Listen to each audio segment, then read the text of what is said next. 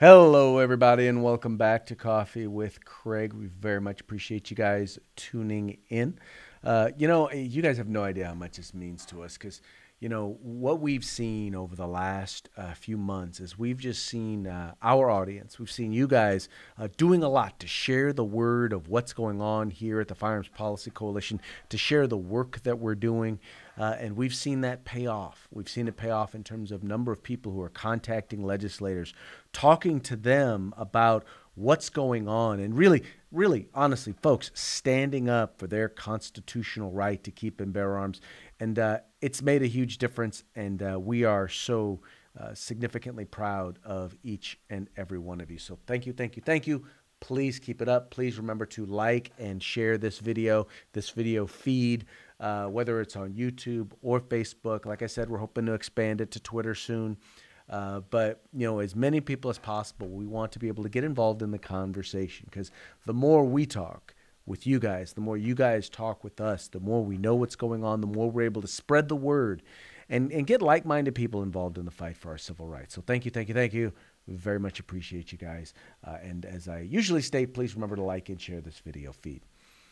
So today we're going to be talking about the Republican Omnibus bill that was passed last week. Now, there's a lot of things I'm sure to dislike about this particular measure. The fact that it so dramatically increases spending, I believe is just, unfathomable.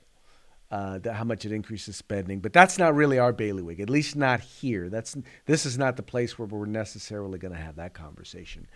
What we are going to have a conversation about is going to be, in relation to the Second Amendment. Now, you guys know, here in the state of California, the California State Legislature recently approved and actually funded a gun violence research center at University of California at Davis.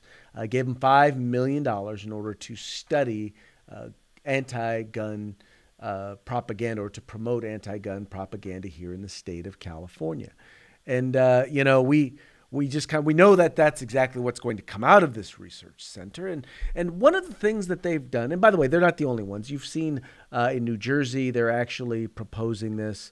In some states, they're actually proposing a tax at the federal level. They're actually proposing a tax to increase the tax on firearms and ammunition in order to fund gun violence research or anti-gun research. But the thing that was interesting is that the way in which they went about selling the idea was that they kept promoting that the Center for Disease Control was being prevented from being able to conduct firearms research or conduct any gun violence or firearms research whatsoever.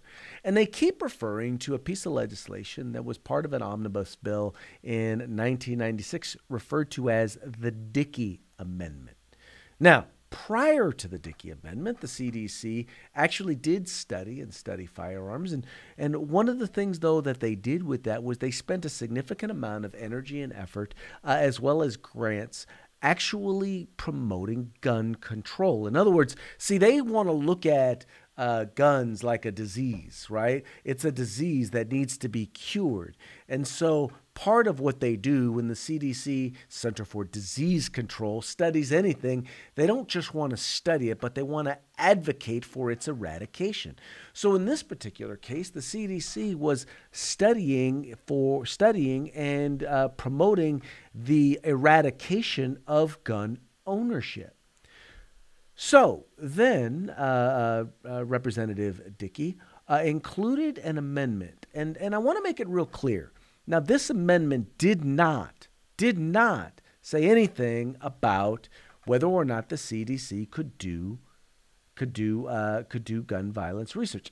Here, I'll let you read the specific language, and I want you guys, if you want to take a screenshot of this, whatever you want to do, but share this with people when they go and they talk about, the CDC is not allowed to do gun violence research. Here's exactly what the Dickey Amendment said.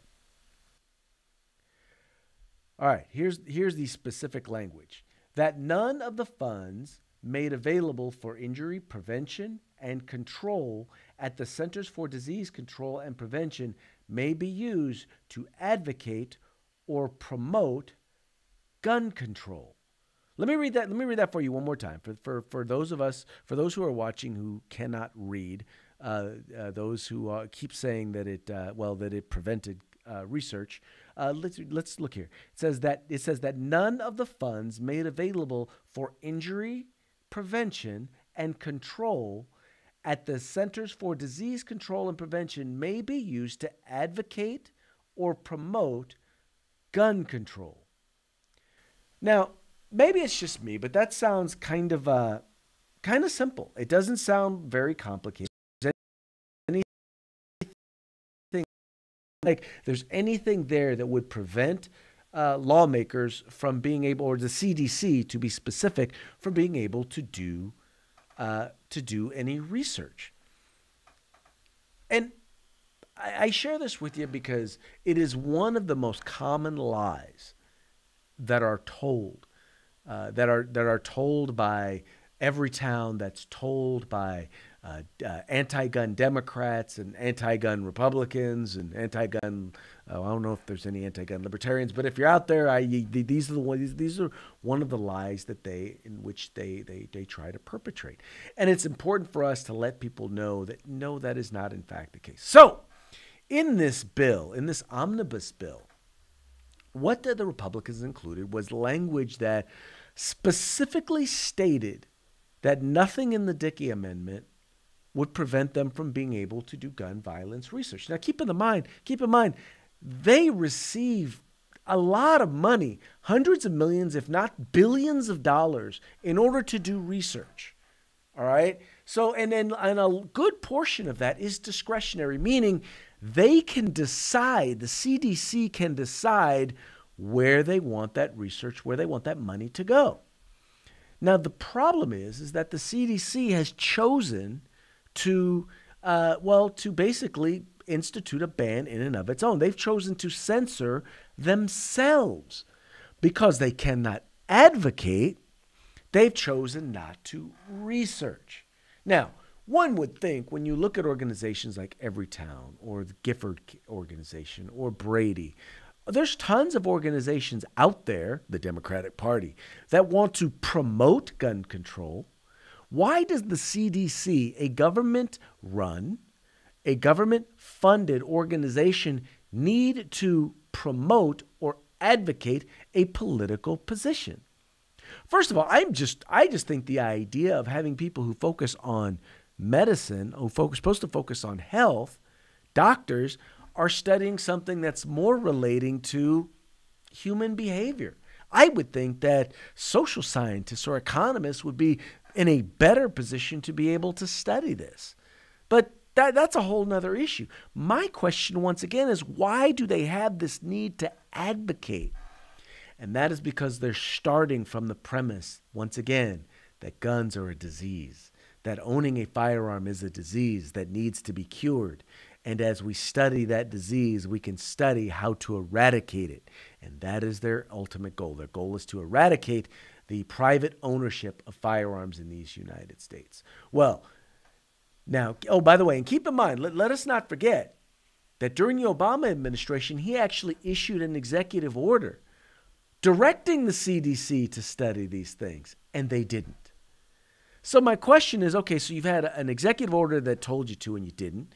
Now you have specific language in the omnibus bill that was just signed by the president. So it was passed by Congress, signed by the president. Everyone is acknowledging there's absolutely nothing standing in your way. You are allowed to study firearms.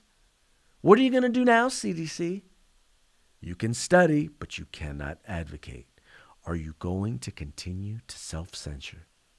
Are you? Are you going to let up this charade? Or are you going to do what you say you want to do, which is you want to study it? Well, if you really want to study it, then study it. But let's make sure that we're not just studying, let's make sure we're not just studying, quote unquote, your version of gun violence. Let's make sure that we're studying defensive use of firearms.